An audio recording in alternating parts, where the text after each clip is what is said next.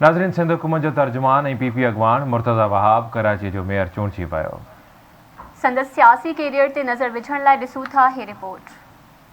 मुर्तज़ा वहाब सिद्दीकी 25 डिसंबर 1983 ईस्वीअ ते सिंध जे गादीअ वारे शहर कराची में पैदा थियो। नए चूंडियल mayor Murtaza Wahab Siddiqui government commerce college मां तालीम हासिल कई ऐं कानून जी सनद यूनिवर्सिटी ऑफ लंडन मां हासिल कई। मुर्तज़ा वहाब जो वालिद वहाब सिद्दीकी सहाफ़त जे शोबे सां सलाहियल रहियो, जॾहिं त संदसि अमड़ फौजिया वहाब पीपल्स पार्टी जी सरगर्म कारकुन हुअण सां गॾु क़ौमी असेंबली जी मेंबर बि रही। अमड़ जे लाॾाणे खां पोइ मुर्तज़ा वहाब अमली तौरु सियासत में आयो।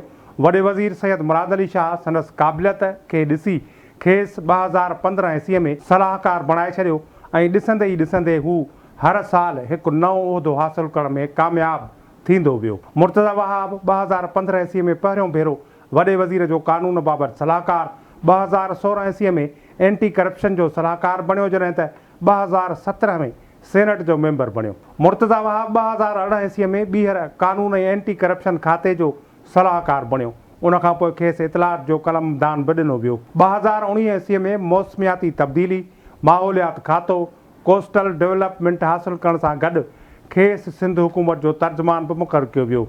2021 में मुर्तज़ा वहाब कुझु पार्टी अॻवाननि जी मुखालफ़त बावजूदि हिकु ई वक़्तु एडमिनिस्ट्रेटर कराची, कानून वारो सलाहकार ऐं सिंध हुकूमत जे तर्जुमान जे उहिदे ते फ़ाइज़ रहियो। मुर्तज़ा वहाब 2018 ईस्वीअ में पीपल्स पार्टी जे टिकट ते PS 111 तां सिंध असेंबली जी इलेक्शन विड़ी, पर इमरान इस्माइल खां 22,000 वोटनि जे फ़र्क़ सां शिकस्त खाधी। कराची में 15 जनवरी ते थियल मकानी चूंडुनि में त मुर्तज़ा वहाब इलेक्शन न विड़ी, पर पीपल्स पार्टी मेयर कराची लाइ केतिरनि ई नालनि ते गौर करण ऐं तंज़ीमी सेटअप जे अॻवाननि जे ख़दशनि बावजूदि मुर्तज़ा वहाब खे मेयर कराची लाइ नामज़द कयो ऐं नेठि हू 173 वोट खणी सिंध जे गादीअ वारे शहर कराचीअ जे मेयर वारो ताज माणण में कामयाबु थी वियो।